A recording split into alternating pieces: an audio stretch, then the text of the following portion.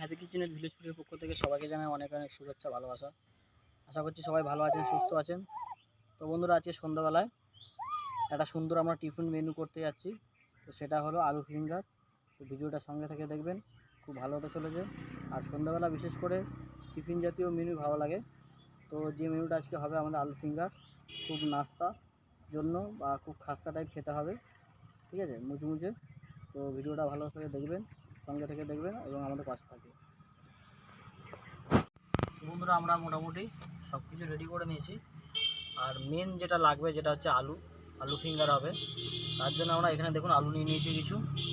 তো আলু ফিঙ্গারের জন্য যে আলুগুলো লাগে সেগুলো সবসময়ের জন্য এই ধরনের বড় বড় আলুগুলো আপনারা নেবেন, কেন আলু ফিঙ্গারগুলো লম্বা লম্বা করতে হয় এবং বড় আলু হলে সুবিধা হয়।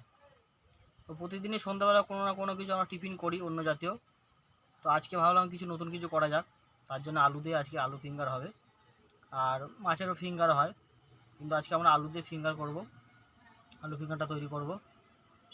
আর আজকে সঙ্গে আছে আমার দিদিমা।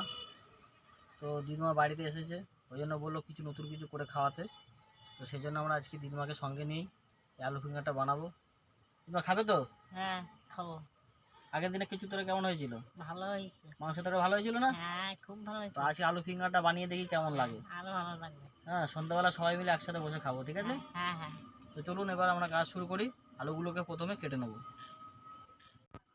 তো প্রথমে আমরা আলুর ছালগুলোকে প্রথম ছাড়িয়ে নেব।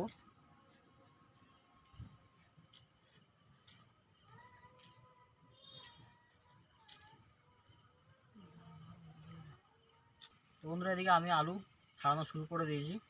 আর এদিকে আমার পাশের দিদিমা একটু আমার কাজে হেল্প করে দিচ্ছে, আদাগুলো ছাড়িয়ে দিচ্ছে আর কাঁচা লঙ্কাগুলো ছাড়িয়ে দেবে।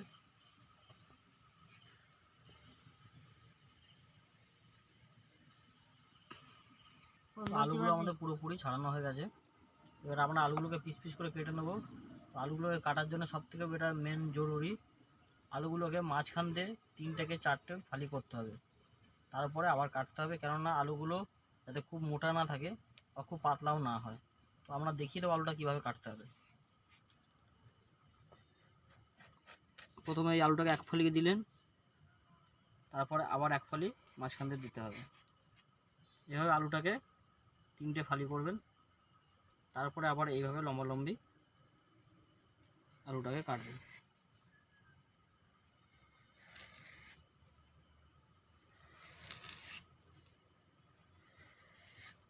দেখুন আলুটা একটা খুব সুন্দর সাইজ হয়েছে। এইভাবে আলুগুলোকে আমরা কেটে নেব।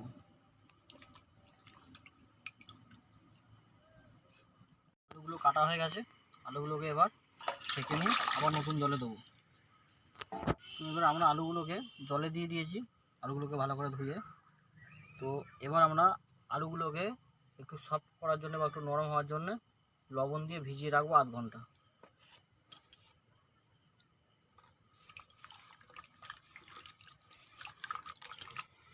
এভাবে আলুগুলোকে নাড়াচাড়া করে আলুগুলোকে আধ ঘন্টার জন্য ভিজিয়ে রাখবো।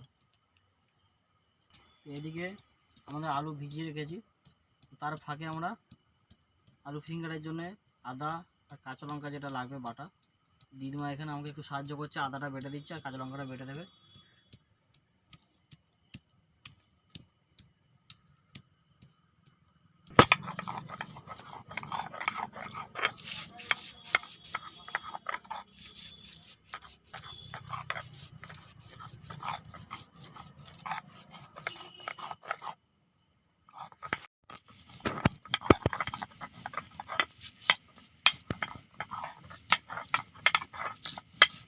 বন্ধুরা, আমাদের আদা বাটা ও কাঁচা লঙ্কা বাটা হয়ে গেছে। আর এখানে আলুগুলোকে আমরা জল থেকে ছেঁকে নিয়েছি। আর দেখবেন আলুগুলো ছেঁকে নেওয়ার পরে আধ ঘন্টা রাখার পর আলুগুলো একটু নরম নরম ভাব এসে যাবে। তো সেই মতন আলুগুলো নরম নরম ভাব এসে গেছে আমাদের। তো এবার আমরা যাবতীয় যা সরঞ্জাম সব নিয়ে নিয়েছি। এখানে বেসন আছে, চালের গুঁড়ো, চাট মশলা, কাঁচা লঙ্কা ও আদা, আর সঙ্গে নিয়েছি কালো জিরে। তো এবার আমরা সব কিছু দিয়ে ভালো করে মিক্স করে নেব।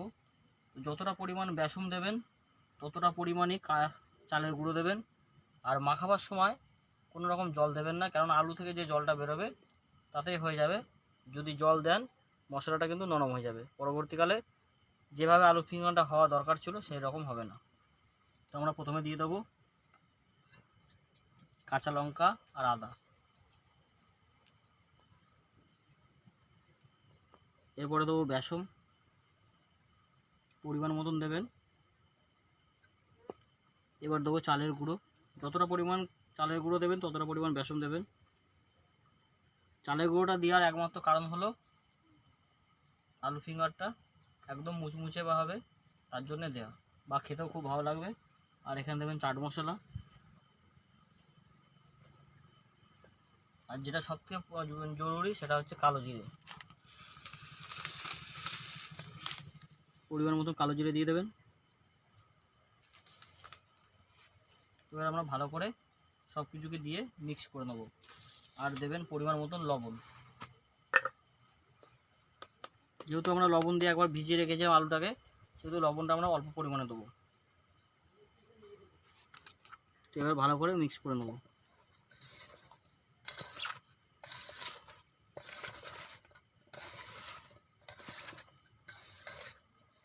তো আমাদের সব কিছু মশলা দিয়ে আলুটাকে ম্যারিনেট করা হয়ে গেছে। এবার আমরা কিছুক্ষণের জন্য চাপাতে রেখে দেবো। তার ফাঁকে আমরা উনুনটা ধরিয়ে কড়াই বসিয়ে তেলটা গরম করে দেবো। তো সঙ্গে থাকবেন, ভিডিওটা পুরোপুরি দেখবেন। তো আমরা উনুন ধরিয়ে ফেলেছি আর কড়াই গরম হয়ে গেছে। এবার কড়াইয়ে তেল দিয়ে নেব।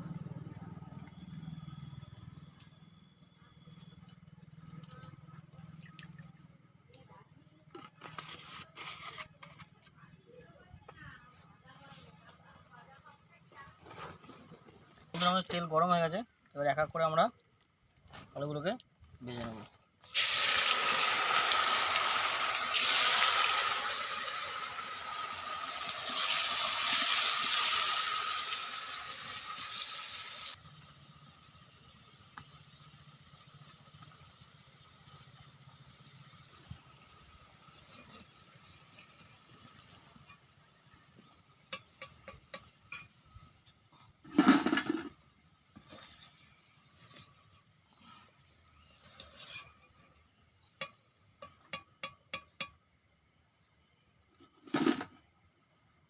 বন্ধুরা, আমাদের পুরোপুরি আলু ফিঙ্গার রেডি হয়ে গেছে। তো আজকে আমরা আছি, আমার মা আছে, দিদিমা আছে, এদিকে আমি আর আমার দিদিমা বসে আছি, আর এদিকে আমার মা রান্না করছে। তো খেয়ে প্রথমে দিদিমাকে দিয়ে ট্রাই করবো যে আলু ফিঙ্গারটা কেমন হয়েছে। দিদিমা খেয়ে দেখো তো কেমন হয়েছে। খুব ভালো হয়েছে, হেবি সুন্দর হয়েছে। তো দিদিমা তো খেয়ে দেখেছে, আর ওদিকে আমার মা আছে, মা বসে রান্না করছে। তো মাকে দিয়েও টেস্ট করাবো যে কেমন হয়েছে। আমার দেখো তো খেয়ে। ভালো, হেবি সুন্দর হয়েছে, ভালো হয়েছে।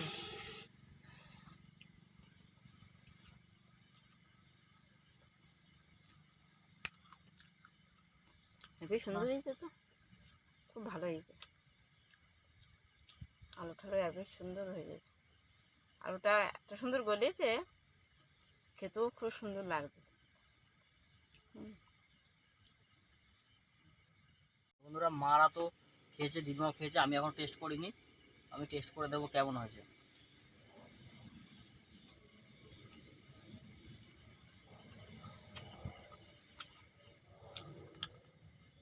সত্যি বন্ধুরা, একদম অসাধারণ হয়েছে। এর আগে কখনো বাড়িতে করিনি, তবে এই প্রথমবার বাড়িতে করলাম আমরা। তো সন্ধ্যাবেলা টিফিন করবো করবো করে তো এই চিন্তা ভাবনাটা এসছে আমাদের। তো কী বলবো, এত সুন্দর পরিমাণে আলুটা গলেছে, না দেখলে আপনারা বিশ্বাস করবেন না। দেখুন আলুটা পুরোপুরি নরম একদম, কিন্তু বাইরের যে প্রলেপটা একদম খাস্তা মুচমুচে। যে সমস্ত হোটেল বা রেস্টুরেন্টে যেভাবে আলু ফিঙ্গার করে, তো আমরা সেভাবেই করেছি। আপনারাও বাড়িতে চাইলে এইভাবে ট্রাই করতে পারেন। আর যে পদ্ধতিতে আমরা করেছি সেই পদ্ধতিতে আপনারা ব্যবহার করতে পারেন। অসাধারণ লাগবে, খেতেও খুব সুন্দর লাগবে। তো ভিডিওটা যদি ভালো লাগে অবশ্যই চ্যানেলটিকে সাবস্ক্রাইব করবেন, কেননা আমাদের চ্যানেলটিতে সাবস্ক্রাইব খুব পরিমাণে হচ্ছে না। তো আপনাদের কাছে অনুরোধ, এই ছোটো ভাইটার পাশে থাকবেন, সঙ্গে থাকবেন, চ্যানেলটিকে সাবস্ক্রাইব করবেন, লাইক করবেন এবং কমেন্ট বক্সে আমাদের জানাবেন আমাদের ভিডিওগুলো কেমন হচ্ছে। পরবর্তী ভিডিও পাওয়ার জন্য নোটিফিকেশানে বেল আইকনটি প্রেস করবেন এবং আমাদের সঙ্গে থাকবেন। আপনারা সুস্থ থাকবেন, ভালো থাকবেন। আজকের মতন এখানে শেষ করছি।